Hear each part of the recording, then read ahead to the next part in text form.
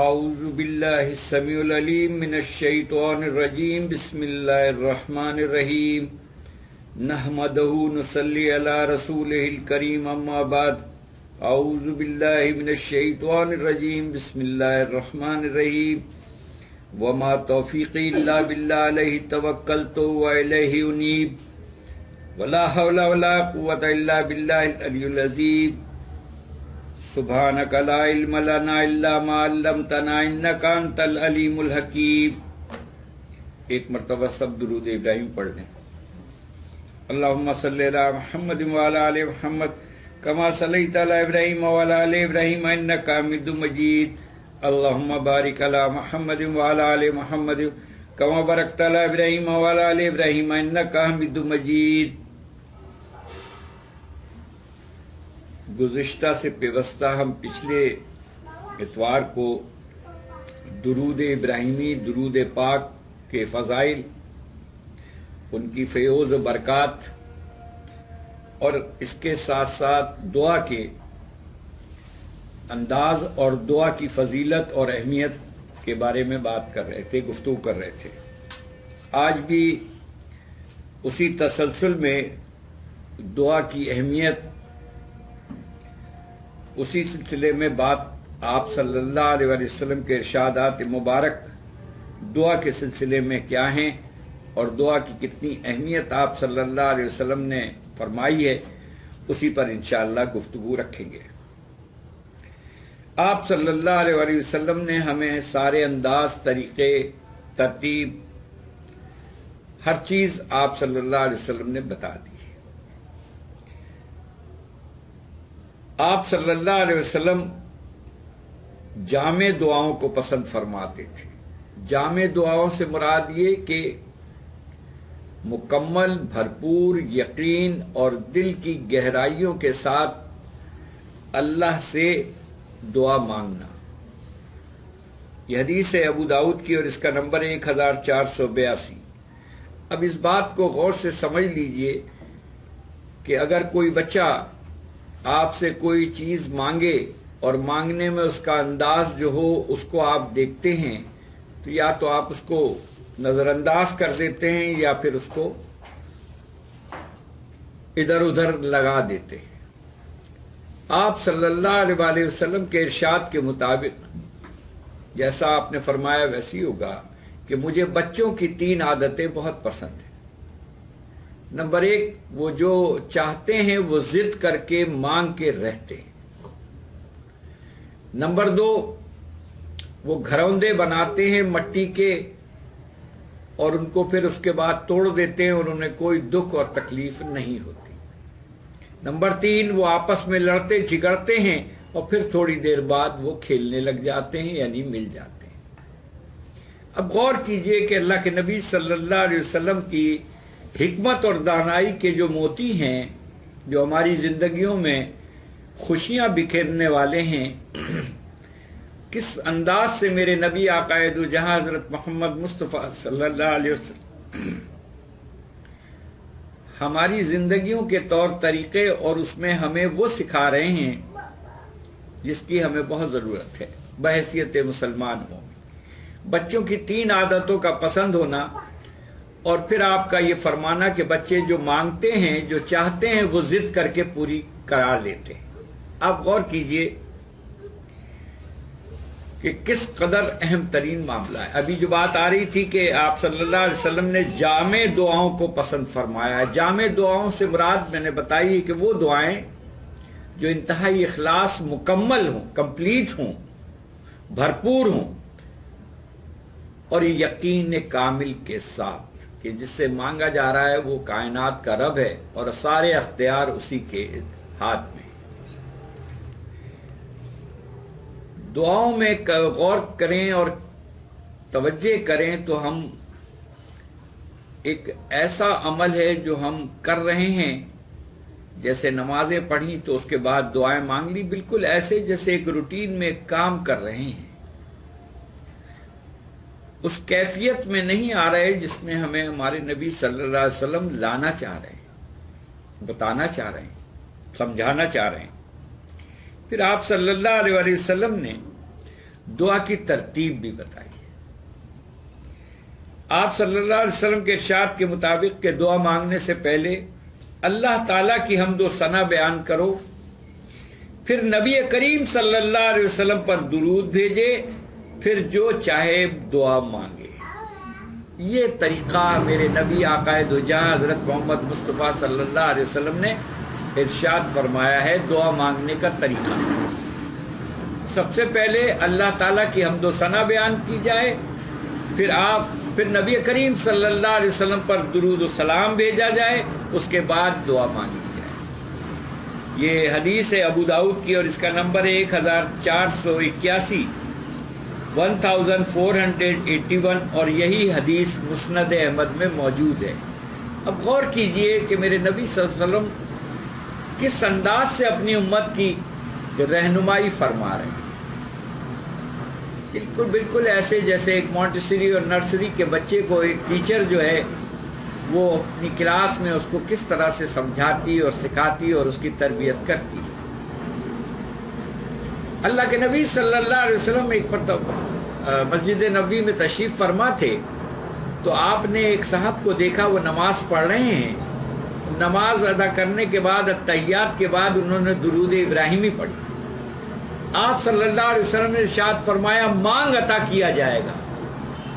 اب اس حدیث مبارکہ میں اور اس حدیث مبارکہ میں آپ دیکھیں کتنی مماثلت ہے، یعنی اللہ کی حمد و ثنا بیان کرنے کے بعد اللہ کے نبی صلی اللہ علیہ وسلم پر درود و سلام بھیجنے کے بعد دعا مانگنے کو آپ صلی اللہ علیہ وسلم نے فرمایا مانگ عطا کیا جائے گا۔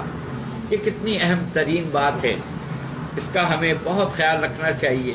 اور ایک بات اور بھی ذہن میں رکھیے گا کہ دعاؤں کا اہتمام اپنی زندگی میں ہر وقت اور ہر لمحے دعائیں مانگتے رہنا چاہیے، اور اگر و مگر سے بچنا چاہیے، اور اس سے بھی بچنا چاہیے کہ کسی طرح میرا یہ کام ہو جائے، کسی طرح توبہ نعوذ باللہ استغفر اللہ معاذ اللہ، ان جملوں سے بچیے۔ اگر اللہ ایسا کر دے، توبہ استغفر اللہ نعوذ باللہ معاذ اللہ، ہم کس قسم کی باتیں کر رہے ہیں؟ اگر و مگر تو شیطان کا دروازہ کھولتا ہے۔ اللہ سے تو یقین کے ساتھ بات کریں، اور دعائیں مانگتے وقت یہ ضرور احتیاط کیا کریں کہ آپ سوچ لیں کہ آپ مانگ کیا رہے ہیں۔ اور ہمارے منہ سے ایسے جملے نکل جاتے ہیں جو ہمارے لیے اپنے لیے عذاب اور خطرناک بن سکتے ہیں۔ کسی طرح بھی بس میرا یہ کام ہو جائے، کسی طرح کا کیا مطلب ہے؟ تم تو اپنے آپ کو کوس رہے ہو، تم تو اپنے آپ کو مشکل میں ڈال رہے ہو جو بات کر رہے ہو۔ اللہ سے تو خیر اور اس کا فضل طلب کیا کرو۔ قرآن مجید فرقان حمید میں اللہ تعالیٰ فرماتا ہے کہ اللہ سے تو بس اس کا فضل ہی مانگو۔ تو ہمیں اور آپ کو دعاؤں میں مانگنے کا اہتمام رکھنا چاہیے۔ میں نے پچھلی مرتبہ بھی یہ گزارش کی تھی کہ خواتین ہیں، مرد ہیں، جو بھی ہیں اللہ کو ماننے والے، وہ کوئی بھی کام کر رہے ہیں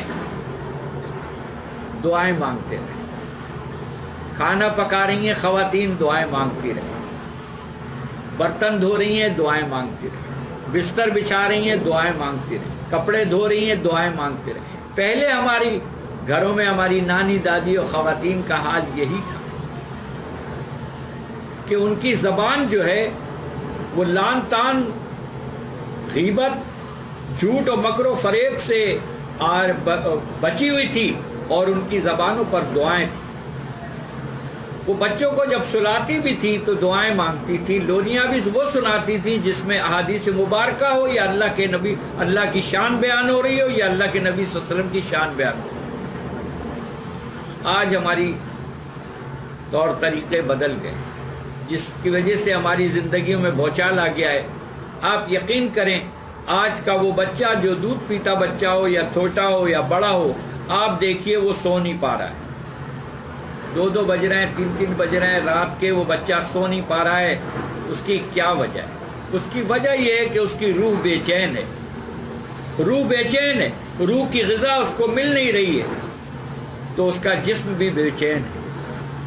بہت زیادہ ہوا تو آج کل مائیں جو ہیں وہ موبائل میں اس کو کارٹون لگا دیے یا گانے لگا دیے، اور وہ بچوں کو پکڑا دیا، وہ اس کی روح اور بے چین کر دی۔ اب اس کو قرار کہاں سے آئے گا؟ اس کو تو شیطانی کاموں میں لگا دیا گیا۔ اب وہ بچہ اگر 2 بجے رات تک جاگتا ہے تو کیا غلط جاگتا ہے؟ اس لیے کہ اس کے پیچھے تو آپ نے اس کے کان میں تو شیطان کے گانے اور شیطان کی چیزیں اور اس کی آنکھوں میں وہ اتار دیا ہے. اب وہی بچہ بڑا ہو رہا ہے تو وہ کارٹون دیکھ دیکھ کے ڈر بھی رہا ہے. اس کو خواب میں کارٹون نظر آ رہے ہیں اور وہ خوفناک چیزیں نظر آ رہی ہیں. آپ ڈاکٹر کے پاس لے کے جا رہے ہیں, آپ نفسیاتی ڈاکٹر کے پاس, جبکہ کیا دھرا سب کچھ آپ کا اپنا. اللہ کے نبی صلی اللہ علیہ وسلم نے دعاؤں کی ترتیب, طریقہ, تزئین و آرائش اور انداز سب بتا دی. آپ صلی اللہ علیہ وسلم کے ارشاد کے مطابق کہ دعا کے وقت اپنی ہتھیلیوں کا رخ چہرے کی جانب ہو, ایسے. آپ صلی اللہ علیہ وسلم کے ارشاد کے مطابق کہ جب تم دعا مانگو تو تمہاری دونوں ہتھیلیوں کا رخ تمہارے چہرے کی جانب ہو. یہ ذہن میں رکھیے گا, یہ میں نہیں, یہ قرآن, یہ آپ صلی اللہ علیہ وسلم کا ارشاد مبارک سنا رہا ہوں میں کہ دعا کے وقت ہتھیلیوں کا رخ چہرے کی جانب ہو, ایسے. ہمارے وہاں ہم سے بہت غلطیاں ہو رہی ہیں. ہم عجیب عجیب انداز میں اللہ سے, کہیں ایسا تو نہیں کہ اللہ کو ہماری یہ ادا پسند نہ آئے, تو وہی ادا پسند آئے گی جو نبی کریم صلی اللہ علیہ وسلم نے بتائی. وہی انداز اللہ کو پسند آئے گا جو اللہ کے نبی صلی اللہ علیہ وسلم نے بتایا. اس کے علاوہ جو انداز اختیار کیا جائے گا اللہ کو پسند نہیں. دعا کے وقت ہتھیلیوں کا رخ اپنے چہرے کی جانب ہو اور دعا کے بعد چہرے پر ہاتھ پھیر لیے جائیں. یہ پورا طریقہ نبی کریم صلی اللہ علیہ وسلم نے فرمایا ہے, اور یہ حدیث ہے ابو داؤد کی, اور اس کا نمبر ہے 1485 1485, اور یہی حدیث مسند احمد میں موجود ہے. ایک اور حدیث میں آتا ہے کہ اللہ تعالیٰ بڑی حیا والا ہے. اللہ تعالیٰ کو بہت حیا آتی ہے اور نہایت سخی ہے. اسے اپنے بندوں سے اس بات پر شرم آتی ہے کہ وہ اپنے بندے کے پھیلے ہوئے ہاتھوں کو خالی لوٹا دے. یہ حدیث ابو داؤد کی اور اس کا نمبر ہے 1488. یہی حدیث مسند احمد میں موجود ہے. آپ دیکھیے اللہ کے نبی صلی اللہ علیہ وسلم دعاؤں کی تمام تر کیفیات سے ہمیں آگاہ کر رہے ہیں. دعا میں ہاتھ کہاں تک اٹھائے جائیں؟ کندھوں کے برابر. یہ جیسے ابھی حدیث میں پڑھا ہے کندھوں کے برابر. ہم عجیب عجیب انداز میں یہ دعا میں ہاتھ کندھوں کے برابر اٹھائے جائیں. یہ حدیث ہے ابو داؤد کی اور اس کا نمبر ہے 1489 1489. یہی حدیث مسند احمد میں موجود ہے. یہ دوسرا حصہ ہے, سیکنڈ پارٹ ہے دعا کا. بازار میں داخل ہونے پر کیا پڑھا جائے؟ وہ دعا اللہ کے نبی صلی اللہ علیہ وسلم نے فرمائی ہے, چوتھا کلمہ ہے. وہ پڑھ کر داخل ہوگا تو اللہ تعالیٰ اس کو 10 لاکھ نیکیوں کا ثواب دیں گے. 10 لاکھ, اور 10 لاکھ گناہ مٹا دیں گے انشاءاللہ, اور 10 لاکھ درجہ بلند کا فرما دیں گے. یہ حدیث ہے ترمذی کی اور اس کا نمبر ہے 3428 3428. یہی حدیث دارمی, مسند احمد اور مسند طیالسی میں موجود ہے. وہ چوتھا کلمہ جو ہے لا الہ الا اللہ وحدہ لا شریک لہ لہ الملک و لہ الحمد یحیی و یمیت وہو حی لا یموت بیدہ الخیر وہو علی کل شیء قدیر. یہ اگر کوئی شخص پڑھ کر پھر بازار میں داخل ہو 3 مرتبہ کم و بیش پڑھ لے تو بہتر ہے. یہ جب داخل ہوگا تو اس کو انشاءاللہ تعالی 10 لاکھ اس کو نیکیوں کا ثواب ملے گا. 10 لاکھ گناہ کتنی, آپ دیکھیے کہ ہمارے لیے ہمارے نبی صلی اللہ علیہ وسلم کی امتی ہونے کے عوض ان کی نسبت سے اللہ تعالی ہمیں کس قدر اجر کے سامان مہیا فرما رہا ہے. لیکن ہم کس قدر غافل ہیں کہ ہم ان نیکیوں کو اور ان اللہ کی عطا کی ہوئی رحمتوں اور نعمتوں کو اور ان فضل و کرم کو ہم خود نہیں کر رہے. اس پر ہمیں توجہ کرنے کی ضرورت ہے. گناہ اور غلطیاں اور کوتاہیاں ببانگ دہل اور بے دریغ کر رہے ہیں، اور جو ہمیں بچنے کے طریقے ہمارے آقا دو جہاں حضرت محمد مصطفیٰ صلی اللہ علیہ وسلم نے جو ہمیں بتائے ہیں، ہم ان کو نہیں کر رہے، ان سے غفلت برت رہے ہیں. یہ بہت خوفناک بات ہے. آخرت میں ہمیں اس کا جت قدر دکھ اور افسوس ہوگا کہ ہم نے یہ کلمہ کیوں نہیں پڑھ لیا، اس میں تو 1 منٹ بھی نہیں لگتا تھا، اور اتنی اس کی قدر و منزلت ہمارے نبی نے بتائی تھی اور ہم نے نہیں کی. آج اس کا خمیازہ بھگت رہے ہیں. تو بجائے اس کے کہ ہم وہ خمیازہ بھگتیں، ہم اپنی زندگیوں میں، اپنے اعمال میں حکمت نبوی صلی اللہ علیہ وسلم کے وہ جواہر اور وہ موتی پرو لیں، تاکہ آج جو ہم زندہ ہیں، زبان چل رہی ہے، اعضاء چل رہے ہیں، آج ہم حیات ہیں، آج وہ کام کر لیں جو ہمارے لیے کل کے لیے ہمارے لیے آسانی پیدا فرما سکے. آپ صلی اللہ علیہ وسلم نے سونے کے وقت کی دعا بھی بتا دی، سو کر اٹھنے کے بعد کی دعا بھی بتا دی. جب انسان سونے لگتا ہے، بستر پر لیٹ جائے، تو آپ صلی اللہ علیہ وسلم نے وہ تمام تر ترتیبات بھی بتا دیں کہ 3 مرتبہ اپنے بستر کو لازم جھاڑ لیا کرو. 3 مرتبہ اپنے بستر کو جھٹک لو، جھاڑ لو. اور پھر آپ صلی اللہ علیہ وسلم نے جو رات کو سونے سے پہلے کے اذکار بھی بتائے ہیں، وہ بھی ہم پہلے بھی بتا چکے ہیں، اور بہت سارے لوگوں کو انشاءاللہ معلوم بھی ہوگا کہ وہ آپ صلی اللہ علیہ وسلم نے وہ اذکار بتائے ہیں کہ وہ کر لیا کرو، جس میں اعوذ باللہ بسم اللہ پڑھ کر اگر ہم پڑھ لیں، سورہ فاتحہ آیت الکرسی پڑھ لیں، پھر سورہ اخلاص 3 دفعہ ہے، سورہ فلق، سورہ ناس 3 دفعہ. یہ سورہ فلق سورہ ناس ایک سیٹ ہے. اس طرح سے 3 مرتبہ کہہ کر درود ابراہیم پڑھ کر، جیسے پہلے بتایا ہے کہ وہ پڑھ کے اور اپنے دونوں ہاتھوں پر دم کر کے، اور آپ صلی اللہ علیہ وسلم فرمایا اپنے ہاتھ کو اپنے جسم پہ پھیر لیا کرو، اور اللہ کے نبی صلی اللہ علیہ وسلم فرمایا کہ سیدھے ہاتھ سے شروع کیا کرو. یہ کام کر لو، یہ کافی. تو یہ رات کو سونے سے پہلے کے جو اعمال ہیں وہ بھی آپ صلی اللہ علیہ وسلم نے بتا دیے ہیں. پھر آپ صلی اللہ علیہ وسلم نے لیٹنے کا طریقہ بھی بتا دیا ہے کہ جب لیٹو تو دائیں کروٹ لے کر اپنا ہاتھ گال کے نیچے رکھ کر لیٹو، اور یہ دعا پڑھا کرو، اللہم بسمک اموت و احیا. 3 دفعہ یہ پڑھ لیں. اس کے بعد آپ جب بیدار ہوں، اور جب تک نیند نہیں آ رہی، آپ درود پاک پڑھتے رہیں، اللہ کا ذکر کرتے رہیں. کس نے منع کیا ہے؟ اور اس کے بعد جب تم بیدار ہو تو پھر آپ صلی اللہ علیہ وسلم نے یہ دعا بتائی ہے کہ یہ پڑھا کرو، الحمدللہ الذی احیانا نفس بعد ما اماتنا و الیہ النشور. الحمدللہ الذی احیانا بعد نفس بعد ما اماتنا و الیہ النشور. یہ ہے حدیث ہے ترمذی کی، اس کا نمبر ہے 3417، 3417. یہی حدیث ابو داؤد اور ابن ماجہ میں بھی موجود ہے. اور اس میں ایک اور بات بھی ہے کہ پوری ترتیب بتائی ہے کہ جب سو کے اٹھو تو یہ دعا پڑھو، اور بستر پہ کچھ دیر بیٹھے رہو، ایک دم سے پاؤں فرش پر مت اتارو. یہ ساری چیزیں ہمیں ہمارے آقا حضرت محمد مصطفیٰ صلی اللہ علیہ وسلم نے بتا دی ہیں. اصل بات ہمیں چیزوں کو ڈھونڈنا، معلوم کرنا اور اس پر عمل کرنا، یہ ہمارا کام ہے. بے شمار چیزیں ہم ایک میچنگ کا دوپٹہ لینے کے لیے 10 دکانوں پر جاتے ہیں اور دوڑتے بھاگتے ہوئے اس میچنگ سے میچ کرتے ہیں اور اس کو ریجیکٹ یا اس کو ٹھیک کرتے ہیں.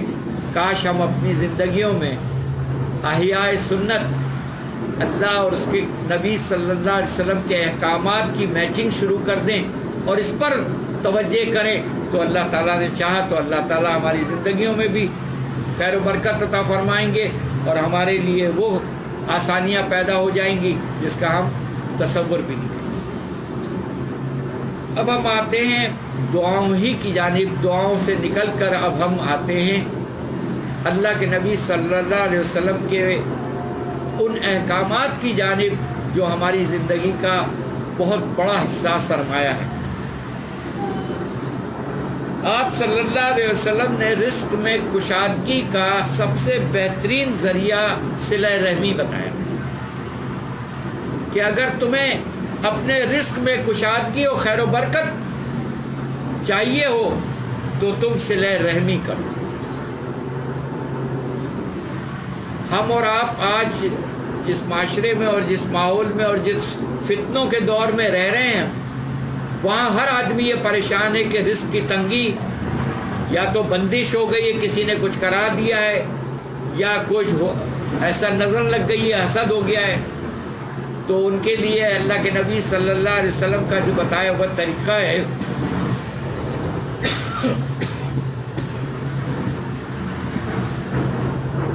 وہ یہ ہے کہ صلہ رحمی کیجیے۔ یہ حدیث ہے صحیح بخاری کی اور اس کا نمبر ہے 2067 اور 5986، 2067 اور 5986۔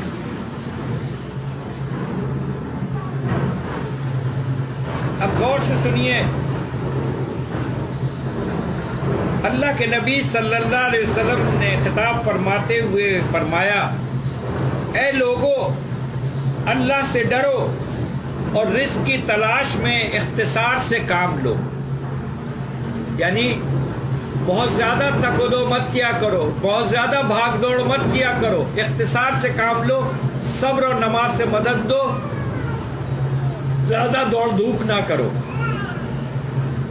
کیونکہ کوئی شخص بھی اس وقت تک نہیں مرے گا جب تک وہ اپنے حصے کا مکمل رزق وصول نہیں کر لیتا۔ یہ الگ بات ہے کہ اس میں کچھ تاخیر کا امکان ہو، اس لیے اللہ سے ڈرو اور رزق کی تلاش میں اختصار سے کام لو، حلال چیزوں کو اختیار کرو اور حرام چیزوں کو چھوڑ دو، ترک کر دو۔ یہ حدیث ہے ابن ماجہ کی اور اس کا نمبر ہے 2144، 2144۔ اب اس قدر کلیئر اور دو ٹوک انداز میں آپ صلی اللہ علیہ وسلم نے یہ فرما دیا کہ رزق کے سلسلے میں اختصار سے کام لو، بہت زیادہ دوڑ بھاگ مت کرو، بہت زیادہ ہاتھ پاؤں مت مارو، کوشش ضرور کرو، یہ نہیں ہے کہ کوشش نہ کرو، لیکن آگے آپ سن لیجئے، آپ کو سب سمجھ میں آ جائے گا۔ اللہ کے نبی صلی اللہ علیہ وسلم کے ارشاد کے مطابق جس پیشے سے انسان کو اللہ تعالیٰ رزق دے رہا ہو اس پیشے کو بلا وجہ نہیں چھوڑنا چاہیے، الا یہ کہ وہ بدل جائے یا بگڑ جائے۔ یہ حدیث ابن ماجہ کی اور اس کا نمبر ہے 2148، 2141۔ آ گئی سمجھ میں؟ آپ کو بہت سارے لوگ پریشان ان معنوں میں ملیں گے کہ اچھی خاصی جاب کر رہے تھے، وہاں کم پیسے مل رہے تھے، دوسری جگہ جاب کرنے کے چکر میں جہاں زیادہ پیسے مل رہے تھے وہاں اس کو چھوڑ کر وہاں چلے گئے، پتہ چلا انہوں نے 2 مہینے بعد نکال دیا۔ ہمارے غلطیاں، ہماری کوتاہیاں، لالچ، ہرس، ہوس، ہم یہ کیوں نہیں مانگ رہے کہ اللہ تعالیٰ تو اس میں خیر و برکت ڈال دے، اس کم کو زیادہ بنا دے۔ ہم زیادہ کی طرف، کثرت کی طرف بھاگ رہے، خیر و برکت بھول گئے۔ یہ بہت اہم ترین حدیث ہے، پھر سن لیجئے۔ آپ صلی اللہ علیہ وسلم کے ارشاد کے مطابق جس پیشے سے انسان کو اللہ تعالیٰ رزق دے رہا ہو اس پیشے کو، اس ملازمت کو، اس کام کو بلا وجہ نہیں چھوڑنا چاہیے، الا یہ کہ وہ خود بدل جائے یا بگڑ جائے۔ کلیئر اور واضح دو ٹوک انداز میں اب اندازہ لگا لیجئے کہ ہماری پریشانیوں کا ایک سبب یہ بھی ہے اور بے شمار اسباب ہے جس میں قطع رحمی بھی ہے، حسن سلوک بھی ہے، بہن بھائی، والدین، رشتہ داروں سے کیا تمہارے رویے ہیں، ان سے ملنے جلنے کا کیا طور طریقہ ہے، یہ سب رزق میں شامل ہے، یہ سب رزق ہے۔ اس میں ہمیں بہت احتیاط کرنا چاہیے. آگے سن لیجئے.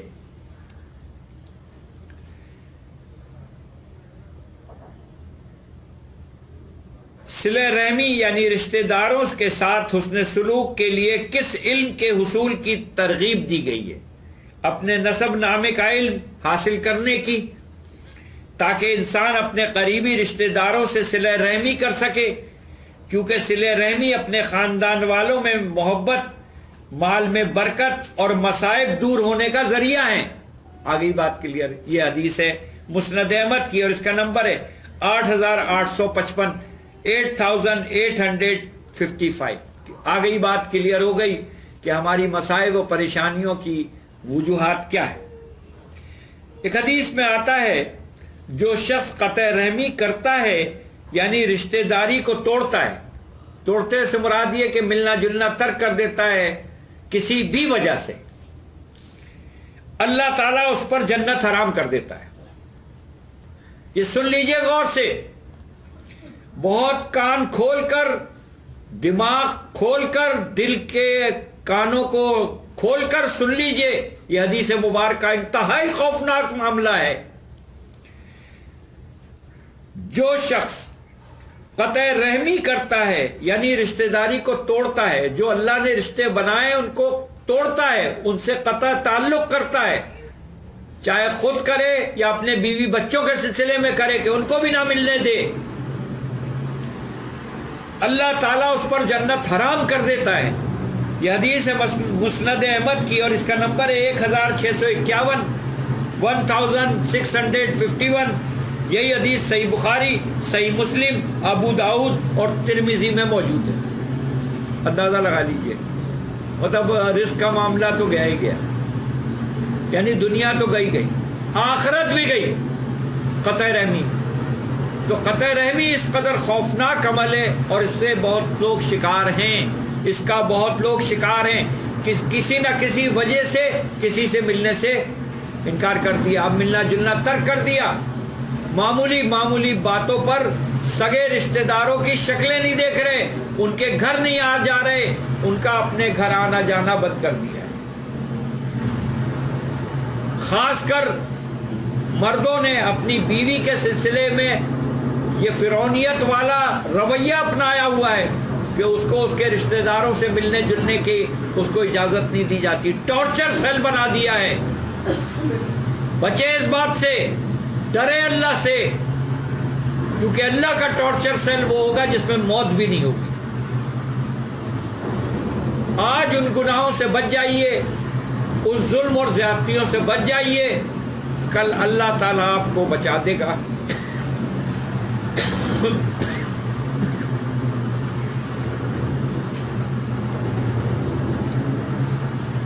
اگر کسی سے صلہ رحمی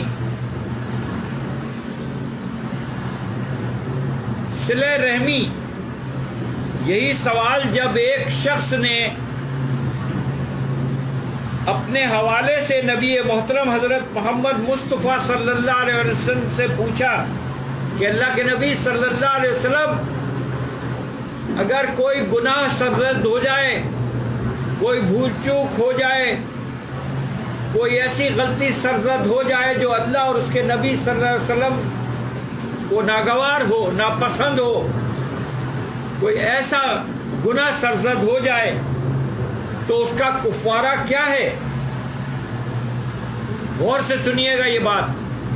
ایک شخص نے آپ صلی اللہ علیہ وسلم سے یہ دریافت کیا کہ اللہ کے نبی صلی اللہ علیہ وسلم، اگر کسی شخص سے کوئی گناہ سرزد ہو جائے تو اس کا کفارہ کیا ہوگا؟ آج بھی ہم اس میں بہت زیادہ ملوث ہیں، تو وہ سن لیں بہت اچھی طرح سے. اللہ کے نبی صلی اللہ علیہ وسلم نے ارشاد فرمایا،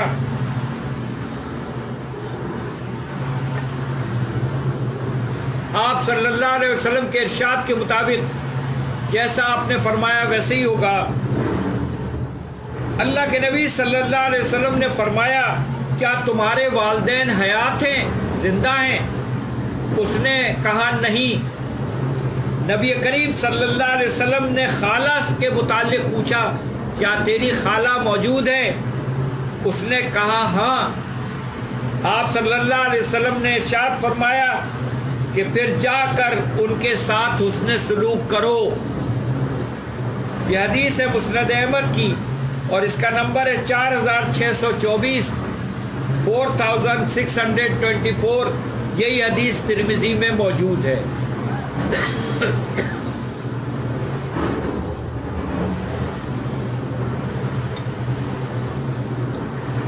پھر سن لیجئے، کسی گناہ کا ارتکاب ہو جائے، کوئی گناہ سرزد ہو جائے تو اس کا کفارہ، اس کے کفارے کے سلسلے میں اللہ کے نبی صلی اللہ علیہ وسلم نے صلہ رحمی کا حکم دیا ہے کہ اگر والدین حیات ہیں تو ان کے ساتھ صلہ رحمی کرو، اور اگر وہ حیات نہیں ہیں تو اپنی خالہ کے ساتھ صلہ رحمی کرو، حسن سلوک کرو. یہ گناہوں کا کفارہ ہے. بکرے نہیں کاٹتے پھرو، دیغے چڑھاتے مت پھرو، لوگوں کو ڈرامے اور ڈھکوسلے مت دکھاتے پھرو. جو بات نبی کریم صلی اللہ علیہ وسلم نے ارشاد فرمائی ہے وہی کرنا پڑے گا تو اللہ قبول کرے گا، ورنہ قبول نہیں کرے گا.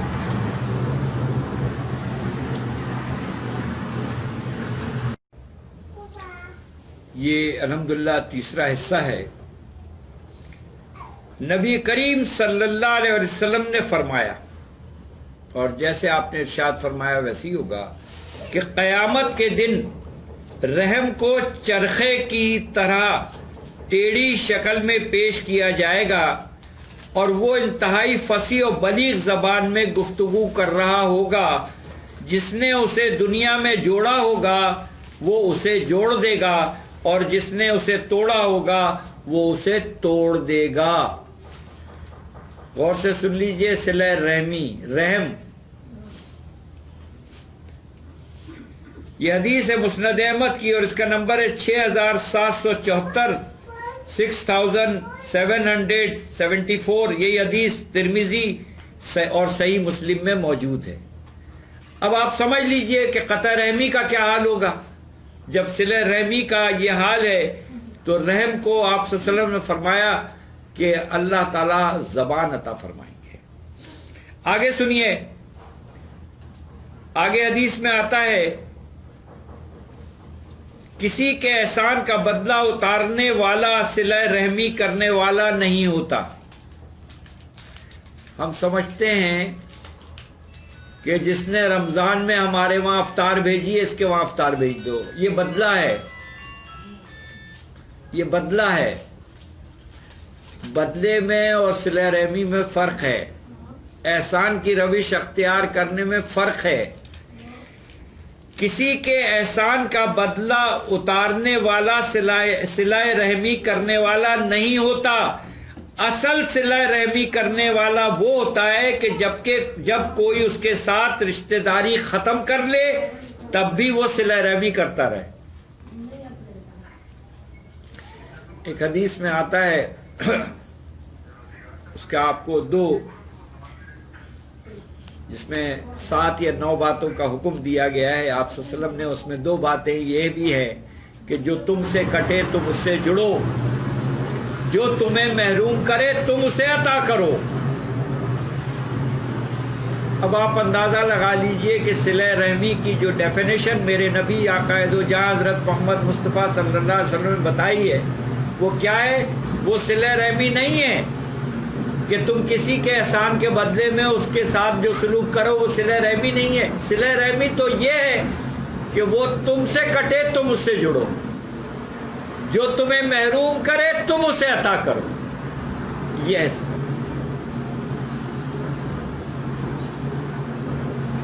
ایک مرتبہ نبی کریم صلی اللہ علیہ وسلم سے صلہ رحمی کے سلسلے میں والدین کے ساتھ حسن سلوک کے بارے میں سوال دریافت کیا گیا. آپ سے پوچھا گیا کہ ہم پر والدین میں سب سے زیادہ حق کس کا ہے؟ آپ صلی اللہ علیہ وسلم نے تین مرتبہ اسے اپنی والدہ کے ساتھ اس نے سلوک کا حکم دیا، 3 مرتبہ، اور پھر جب چوتھی مرتبہ اس نے پوچھا تو آپ صلی اللہ علیہ وسلم نے اسے اپنے والد کے ساتھ اس نے سلوک کا حکم دیا۔ یہ حدیث ہے مسند احمد کی اور اس کا نمبر ہے 9207۔ یہی حدیث صحیح بخاری، صحیح مسلم اور ابن ماجہ میں موجود ہے۔ ایک مرتبہ ایک شخص بیعت ہجرت کرنے کے لیے بارگاہ نبوت میں حاضر ہوا اور کہنے لگا کہ میں آپ صلی اللہ علیہ وسلم کے پاس بیعت ہجرت کے لیے اپنے والدین کو روتا ہوا چھوڑ کر آیا ہوں۔ آپ صلی اللہ علیہ وسلم نے اسے بیعت کرنے کی بجائے فرمایا واپس جا کر انہیں اسی طرح ہنساؤ جیسا تم نے انہیں رلایا ہے۔ تصور ہے کوئی؟ یعنی اس کا مطلب یہ کہ تم نہیں جا سکتے ماں باپ کو رلا کر، واپس جاؤ۔ کس قدر اہم ہے یہ حدیث ہے مسند احمد کی اور اس کا نمبر ہے 6490، 6490۔ یہی حدیث صحیح مسلم، ابو داؤد، نسائی، ابن ماجہ میں موجود ہے۔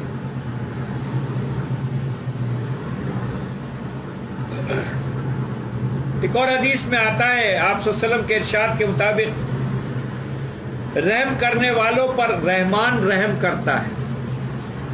تم اہل زمین پر رحم کرو، آسمان والا تم پر رحم کرے گا، اور رحم رحمان کا جز ہے۔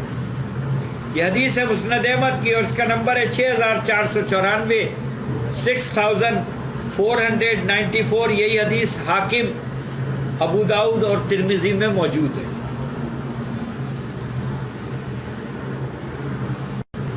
سوال یہ کیا گیا آپ صلی اللہ علیہ وسلم سے کہ والدین کے انتقال کے بعد، ان کے دنیا سے رخصت ہونے کے بعد بھی کیا ان سے حسن سلوک کیا جا سکتا ہے؟ کوئی حکم باقی ہے اس سلسلے میں؟ آپ صلی اللہ علیہ وسلم نے ارشاد فرمایا جی ہاں، والدین کے مرنے کے بعد اولاد پر 4 چیزیں ہوتی ہیں ان کا حق۔ نمبر 1، ان کی نماز جنازہ ادا کرنا اور ان کے لیے استغفار کرنا۔ نمبر 2، ان کے وعدے پورے کرنا جو آج کل اس کی کوئی اہمیت نہیں ہے، ان کی زندگی میں اہمیت نہیں ہے۔ نمبر 1، ان کی نماز جنازہ ادا کرنا، ان کے لیے استغفار کرنا۔ یہاں ابھی میں آپ کو انشاءاللہ بتاتا ہوں۔ استغفار کرنا، ان کے وعدے پورے کرنا جو انہوں نے کیے ہوں یا حکم دیے ہوں، ان کے دوستوں کا اکرام کرنا۔ اکرام سے مراد یہ کہ ان کی عزت، قدر و منزلت کرنا، ان کے ساتھ حسن سلوک سے پیش آنا۔ نمبر 4، ان کے رشتہ داروں سے صلہ رحمی کرنا کہ جن کے ساتھ تمہارے رشتہ داری محض ان کی طرف سے ہو، یعنی ننیال و ددیال۔ یہ حدیث ہے مسند احمد کی اور اس کا نمبر ہے 16156، 16156۔ اب غور یہاں کیجئے، ان کی نماز جنازہ کا ادا کرنا، یہ کام تو ایک دفعہ ہو۔ آگے آتا ہے ان کے لیے استغفار کرنا، یہ مسلسل کام، یہ کام مسلسل ہے۔ اس سلسلے میں توجہ یہ بھی دلائی جا سکتی ہے کہ آپ 2 رکعت نماز صلاۃ التوبہ پڑھیں، ظہر میں پڑھ لیں، مغرب کے بعد پڑھ لیں، عشاء کے بعد پڑھ لیں، اور اس صلاۃ التوبہ کو اللہ سے دعا کریں کہ میرے والد یا والدین کے حق میں قبول فرما لیں۔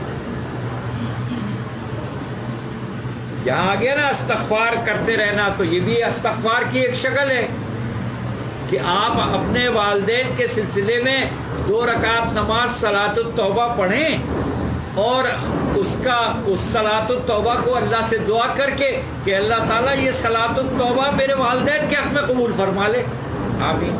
اسی طرح سے 2 رکعت نماز نفل ادا کریں جب دل چاہے، مکروہ اوقات کے علاوہ، اور اس نماز کا ثواب اپنے والدین کو ہدیہ کر دیں، یہ بھی ہم کر سکتے ہیں۔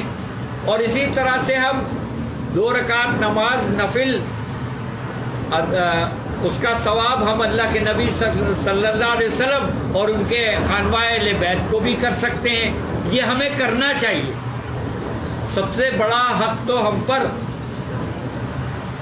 اللہ کے نبی صلی اللہ علیہ وسلم اور ان کے اہل بیت کا، ان کے صحابہ کا۔ اگر ہم حقوق العباد میں اگر ہم دیکھیں تو ہماری جانوں پر ہمارے نبی صلی اللہ علیہ وسلم اور ان کے خانواہ اہل بیت کا سب سے بڑا حق ہے، تو ہم 2 رکعت نماز نفل ادا کریں، اور ادا کرنے کے بعد اللہ سے دعا کریں کہ اللہ یہ 2 رکعت نماز نفل میں نے ادا کی ہے، اس کا ثواب میں نے اللہ کے نبی صلی اللہ علیہ وسلم اور ان کی اہل اولاد کو ہدیہ کیا تو قبول فرما لے۔ یہ کام ہم کر سکتے ہیں اور کرنا چاہیے ہمیں۔ اسی طرح سے یہاں جو آیا ہے اپنے والدین کے لیے اور جس کا بھی چاہے اس کے لیے ہم صلاۃ التوبہ پڑھیں اور وہ نفل نمازیں پڑھیں، یا ہم ذکر اذکار جو بھی کر رہے ہیں اور استغفار کر رہے ہیں وہ بھی ہم ہدیہ کر سکتے ہیں۔ تو ان کاموں کو ہمیں کر لینا چاہیے تاکہ ہمارے حق میں بھی کوئی اللہ قبول کر دے۔ انسان کے صدقات و خیرات کا سب سے زیادہ مستحق کون ہے؟ اللہ کے نبی صلی اللہ علیہ وسلم کے ارشاد کے مطابق وہ قریبی رشتہ دار جو مالی اعتبار سے تنگ دست اور ضرورت مند ہو۔ کلیئر ہے یہ بات۔ یہ حدیث ہے مسند احمد کی اور اس کا نمبر ہے 12812۔ یہی حدیث صحیح بخاری، صحیح مسلم اور ابن داؤد میں موجود ہے، ابو داؤد میں موجود ہے۔ اب آپ اندازہ لگا لیجئے، مطلب میں اکثر و بیشتر، اللہ مجھے معاف کرنے نہیں کہنا چاہیے، یہاں جو بات آئی ہے حدیث کی غور سے سن لیجئے کہ انسان کے صدقات و خیرات کے سب سے زیادہ مستحق وہ قریبی رشتہ دار ہیں جو مالی اعتبار سے تنگ دست اور ضرورت مند ہو۔ اب ہماری بہت ساری چیزوں میں ہماری کلکل پھنس گئی ہے، ہم نے یہ سمجھا ہوا ہے کہ یار وہ صدقات کیسے دے سکتے ہیں رشتہ داروں کو، اور ان کی بھائی مدد کرو، نیت کا معاملہ ہے، نیت اللہ جانتا ہے، آپ نیت کریے، اللہ تعالیٰ خیر کرے گا۔ ضروری ہے آپ نے پوسٹر اور تصویر کھنچوا کے ان کو صدقات کا اعلان کر کے دینا ہے؟ آپ کسی بھی مد میں دے دیں، کوئی بھی بچہ پاس ہوا ہے خوشی میں اس کو لفافے میں رکھ کر دے دیں۔ ویسے تو ہمیں بہت ساری ڈرامے بازیاں آتی ہیں گفٹ پیک کرنے کی کہ ہمارے گھر کسی نے گفٹ بھیجا ہے، اسی کا گفٹ کسی اور کو بھیج دیا، سب آتے ہیں طریقے، لیکن نہیں آتا تو یہ طریقے نہیں آتے۔ کیسی حیران کن بات ہے۔ تو ہمیں چاہیے کہ ہم اس کا کوئی اور طریقہ نکال دیں۔ ضروری نہیں ہے کہ کوئی سالگرہ کرے یا کوئی وہ کرے، اس میں آپ صلی اللہ علیہ وسلم نے فرمایا ہے، حدیث میں آیا ہے کہ آپس میں تحفے تحائف دیا کرو، محبتیں بڑھیں گی۔ ہم نے تو تحفے تحائف دینا چھوڑ دیے تو لوگوں نے زبردستی تحفے تحائف لینے کا سالانہ ایک طریقہ نکال لیا۔ تو برائے مہربانی آپ صلی اللہ علیہ وسلم کے بتائے ہوئے طریقے کو زندگیوں میں نافذ کیجئے تو خوشحالی آئے گی، اطمینان و سکون آئے گا، ورنہ نہیں آئے گا۔ آپ کوئی بھی بہانہ کر سکتے ہیں، کوئی بھی انداز اپنا سکتے ہیں، اور جب کوئی کام یہ کرتا رہتا ہے تو سامنے والے کو برا بھی نہیں لگتا، لیکن آپ اچانک کریں گے تو کان کھڑے ہوں گے۔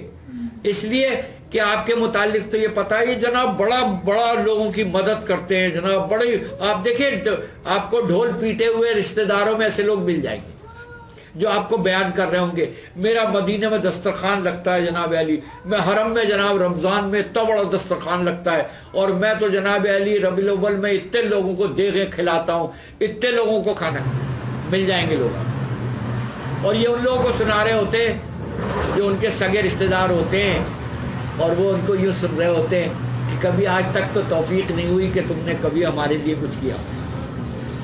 تو یہ دکھاوا، ڈھکوسلا، ڈرامہ اللہ سب جانتا ہے، تو برائے مہربانی اس سے بچیں، نام و نمود سے بچیں، شہرت سے بچیں۔ آپ صلی اللہ علیہ وسلم نے فرمایا صدقہ کرو چاہے آدھی کھجور کیوں نہ ہو، اور اس ہاتھ سے کرو تو اس ہاتھ کو خبردار۔ ہم تو جب تک ڈھنڈورا نہیں پیٹ لیتے، ہم تو جب تک 10 لوگوں کو بتا نہیں لیتے، اس وقت تک ہمارے پیٹ میں قرار نہیں آتا۔ اور جب ہم کسی پر احسان کرتے ہیں یا کسی کے ساتھ اچھا کام کرتے ہیں تو پھر ہم ڈھونڈتے رہتے ہیں کہ اب اس کی ایک ایک بات کو پکڑیں اور اس کو لعن طعن کریں، اس کو برا۔ تو برائے مہربانی بچیں۔ اللہ تعالیٰ مجھے اور آپ کو عمل کرنے کی توفیق عطا فرمائے۔ دعا کر لیں۔ اعوذ باللہ من الشیطان الرجیم، بسم اللہ الرحمن الرحیم، سبحان اللہ وبحمدہ سبحان اللہ العظیم۔ ایک مرتبہ سب درود ابراہیم پڑھ لیں۔ اللہم صلی علی محمد وعلی آل محمد کما صلیت علی ابراہیم وعلی آل ابراہیم انک حمید مجید۔ اللہم بارک علی محمد وعلی آل محمد کما بارکت علی ابراہیم وعلی آل ابراہیم انک حمید مجید۔ اعوذ باللہ من الشیطان الرجیم، بسم اللہ الرحمن الرحیم، الحمدللہ رب العالمین الرحمن الرحیم مالک یوم الدین، ایاک نعبد و ایاک نستعین، اہدنا الصراط المستقیم صراط الذین انعمت علیہم غیر المغضوب علیہم ولا الضالین آمین۔ یا رحمان یا رحیم یا حی یا قیوم یا ارحم الراحمین، تیرے فضل و کرم سے، تیری دی توفیق سے، تیرے نبی حضرت محمد مصطفیٰ احمد مجتبیٰ صلی اللہ علیہ وسلم کی ارشادات مبارکہ کو پڑھنے اور ان کو پیش کرنے کی سعادت نصیب ہوئی۔ اے میرے مالک، ان ٹوٹی پھوٹی کوششوں کاوشوں کو اپنے دربار میں قبول و مقبول فرما لے۔ یا ارحم الراحمین یا حی قیوم یا ارحم الراحمین، ہم سب کو قرآن مجید فرقان حمید پڑھنے سمجھنے غور و فکر کے ساتھ اس پر عمل کرنے والا بنا دے، عمل کرنا آسان بنا دے۔ یا ارحم الراحمین، آپ صلی اللہ علیہ وسلم کے بتائے ہوئے طریقے کے مطابق زندگی گزارنے والا بنا دے، زندگی گزارنا آسان بنا دے۔ یا ارحم الراحمین یا حی قیوم یا ارحم الراحمین، ہم سب کو ہر طرح کے شر سے بچا لے، ہر اس چیز کے شر سے بچا لے جو تو نے پیدا کی ہے۔ یا ارحم الراحمین، نفاق اور نفس اور شیطان مردود کے حملے ہر شر سے بچا لے، خصوصاً رات کی تاریکی کے شر سے بچا لے جب کہ وہ چھا جائے۔ یا ارحم الراحمین یا حی قیوم، ہم سب کو نفاق اور وسوسے سے بچا لے، شرک و بدعت سے بچا لے، تکبر و گھمنڈ سے بچا لے، گمراہی سے بچا لے، دل کی کجی سے بچا لے، جہنم سے بچا لے، جہنم سے بچا لے، جہنم سے بچا لے۔ یا ارحم الراحمین، ہمارے والدین کے ساتھ شفقت و نرمی والا وہ معاملہ فرما جیسا بچپن میں انہوں نے ہمارے ساتھ فرمایا تھا۔ یا ارحم الراحمین، ان سب کی مغفرت فرما، ان سب کے صغیرہ کبیرہ گناہوں کو معاف فرما دے۔ یا ارحم الراحمین یا حی قیوم، جو جس پریشانی میں مبتلا ہے میرے مالک، محض اپنے فضل و کرم سے ان کی ان پریشانیوں کو ان سے دور فرما دے۔ یا ارحم الراحمین، جو بیمار ہیں انہیں شفائے کاملہ عاجلہ نصیب فرما دے۔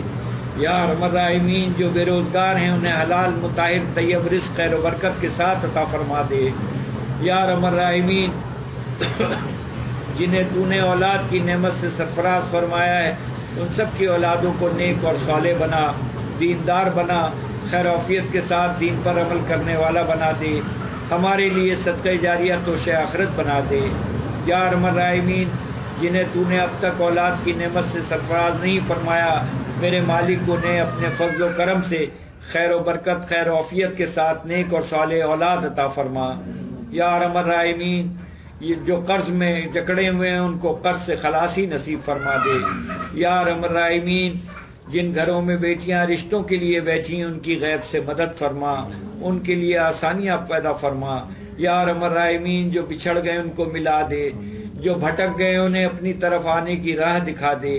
یا ارحم الراحمین، جن گھروں میں لڑائی جھگڑے دنگا فساد نفرتیں کدورتیں رنجشیں عداوتیں کینہ بغض اور حسد پیدا ہو گیا ہے، محض اپنے فضل و کرم سے ان کو محبتوں میں تبدیل فرما دے، ہم سب کو مل جل کر رہنے و بسنے والا بنا دے، ہمارے دلوں سے نفاق اور وسوسے کو دور فرما دے، شیطان کی ڈالی ہوئی گندگی و نجاست کو محض اپنے فضل و کرم سے دور فرما دے، ہمارا ظاہر و باطن پاکیزہ بنا دے۔ یا ارحم الراحمین یا حی قیوم، جس کی جو جائز حاجات ہوں میرے مالک انہیں اپنے دربار میں قبول و مقبول فرما لے۔ یا ارحم الراحمین، جو بیمار ہیں انہیں شفائے کاملہ عاجلہ نصیب فرما، صحت ایمان کی سلامتی کے ساتھ عطا فرما۔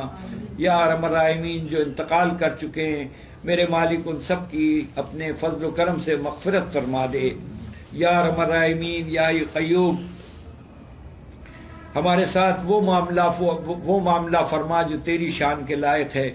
یا ارحم الراحمین، ہمارے ساتھ وہ معاملہ نہ فرما جس کے ہم مستحق ہیں۔ یا ارحم الراحمین یا حی قیوم، جو بھی ہم سے گناہ ہوئے ہیں ہم سب کی توبہ کرتے ہیں، میرے مالک تو توبہ قبول کرنے والا ہے، ہم سب کے گناہوں کو معاف فرما دے۔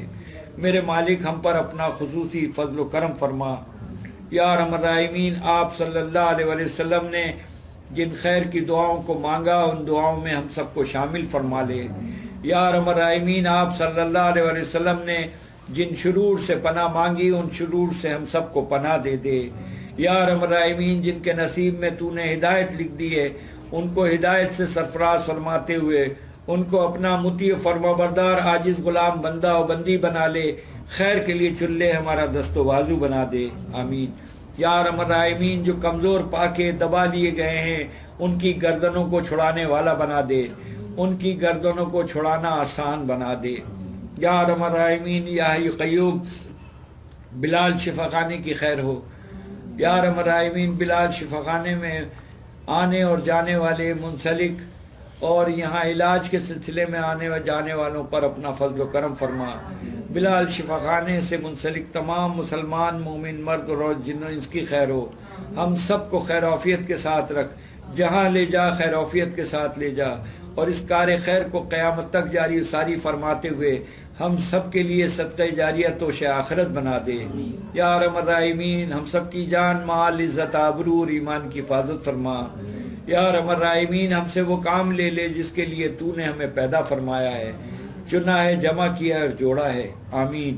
یا ارحم الراحمین، طاغوت، شیاطین، کفار، مشرکین، منافقین، جادوگروں، دجال اور ظالموں کے مقابلے میں ہماری مدد فرما، ہمیں ان پہ غلبہ عطا فرما، ان کے مقابلے میں فتح و نصرت عطا فرما۔ یا ارحم الراحمین، وہ سب اپنی چالیں چل رہے ہیں، تو اپنی چالیں چل رہا ہے، تیری چالوں کا کوئی توڑ نہیں۔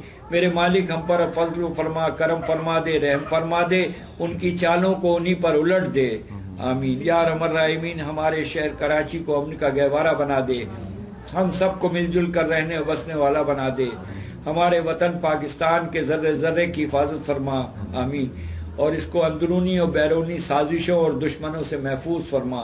یا ارحم الراحمین، جہاں جہاں تیری مخلوق ظلم سہ رہی ہے، ان پر ظلم ہو رہا ہے، مظلوم ہے، میرے مالک ان کے اوپر خصوصی فضل و کرم فرما، ان کی مدد فرما۔ یا ارحم الراحمین، ہم سب پر اپنا خصوصی فضل و کرم فرما، جو مانگا وہ بھی اپنے فضل و کرم سے عطا فرما، جو نہیں مانگ سکے اور تو نے اپنے فضل و کرم سے عطا فرمانا ہے وہ بھی عطا فرما۔ یا ارحم الراحمین، جس کی جو جائز حاجات ہوں میرے مالک تو اپنے فضل و کرم سے ان کو اپنے دربار میں قبول و مقبول فرما لے۔ ربنا آتنا فی الدنیا حسنۃ وفی الآخرۃ حسنۃ وقنا عذاب النار، رب زدنی علما، رب یسر برحمتک، رب اغفر وارحم، انت خیر الراحمین، یا مجیر یا مجیر۔